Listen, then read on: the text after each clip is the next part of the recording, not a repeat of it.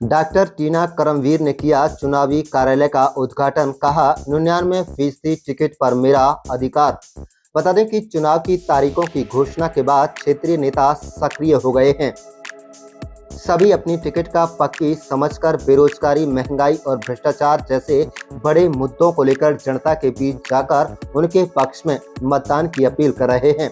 बावल विधानसभा से कांग्रेस की टिकट पर 99% अधिकार जताकर आज डॉक्टर टीना करमवीर ने भी आज अपना चुनावी कार्यालय का उद्घाटन कर दिया है। डॉक्टर टीना करमवीर का कहना है कि बावल पिछले 10 वर्षों में विकास के नाम पर पिछड़ गया है। कांग्रेस पार्टी यदि उन्हें चुनाव लड़ने का अवसर देती है तो वह क्षेत्र का चहुमुखी विकास करने के साथ साथ बेरोजगारी, महंगाई और भ्रष्टाचार को मिटाने का काम करेंगी। उन्होंने कहा कि बावल की बदहाल सड़कों में सड़कें कम और गड्ढे ज्यादा नजर आते हैं। अब परिवार में अपने बच्चों का नाम विकास रखने से भी लोग कतराने लगे हैं। बता दें कि डॉक्टर टीना करमवीर ने वर्ष 2016 में कांग्रेस पार्टी को ज्वाइन किया था। कांग्रेस पार्टी ने डॉक्टर टीना करमवीर का पार्टी में प्रति समर्पण देखते हुए उन्हें राष्ट्रीय प्रवक्ता बनाया गया था। उस दिन से लेकर आज तक डॉक्टर टीना करमवीर ने पीछे मुड़कर नहीं देखा और पार्टी के साथ साथ कंधे से कंधा मिलाकर काम किया। राहुल गांधी की भारत जोड़ो यात्रा में भी उन्होंने अपनी अहम भूमिका निभाई थी। अब देखना ये होगा कि कांग्रेस पार्टी डॉक्टर टीना करमवीर की मेहनत और लगन को देखते हुए क्या उन्हें बावल विधानसभा से अपना प्रत्याशी बनाएगी या फिर डॉक्टर टीना को इसके लिए अभी और मेहनत करनी पड़ेगी। आप देख रहे हैं बावल ब्यूरो रिपोर्ट। सबसे पहले तो आप सभी का बहुत बहुत धन्यवाद और आभार व्यक्त करती हूँ।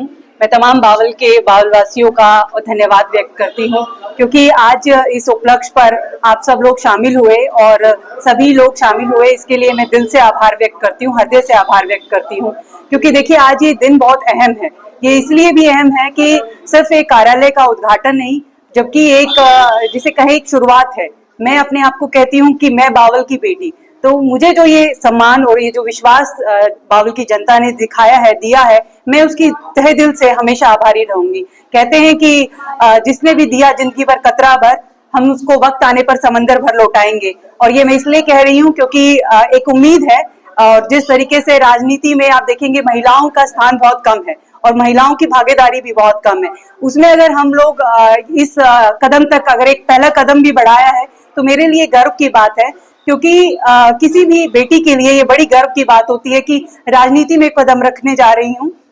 और आपको मैं बता दूं कि इससे पहले क्योंकि हम पार्टी के लगातार टीवी डिबेट के माध्यम से अपना पक्ष रखती आ रही हूँ और लगातार जिस तरीके से विश्वविद्यालय में मैं पढ़ाती भी हूँ, और मुझे इस बात का गर्व है कि मैं एक अपने क्षेत्र से, क्योंकि ये बावल मेरी जन्मभूमि है और कर्म भूमि हालांकि मेरी दिल्ली रही है, लेकिन जिस जन्मभूमि जो आपकी जन्मभूमि होती है वहां से जब आप शुरुआत करते हैं तो लोगों का भरोसा होता है, आप पर यकीन होता है, उसको आप किस तरीके से खरे उतरते हैं ये आगे देखने का विषय है।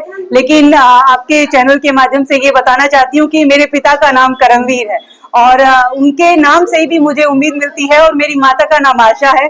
तो कर्म करते रहना है और जिस तरीके से श्री कृष्ण ने कहा था अर्जुन से कि कर्म करते जाओ, फल की इच्छा मत करो, तो हम लगातार कर्म कर रहे हैं कि बावल विधानसभा में जो तैयारी कर रहे हैं और उसके बाद जो है एक आशा है, क्योंकि आशा बनी रहे और उस आशा के साथ हम राजनीति में आ रहे हैं। तो इलेक्टोरल पॉलिटिक्स में मैं समझती हूँ बहुत जरूरी है महिलाओं की भागीदारिता। ये तो पार्टी का फैसला है, पार्टी हाईकमान का फैसला होता है कि किसको टिकट दिया जाए, पार्टी किस पर अपना भरोसा जताती है। लेकिन हम लोग संगठन से जुड़े हुए लोग हैं।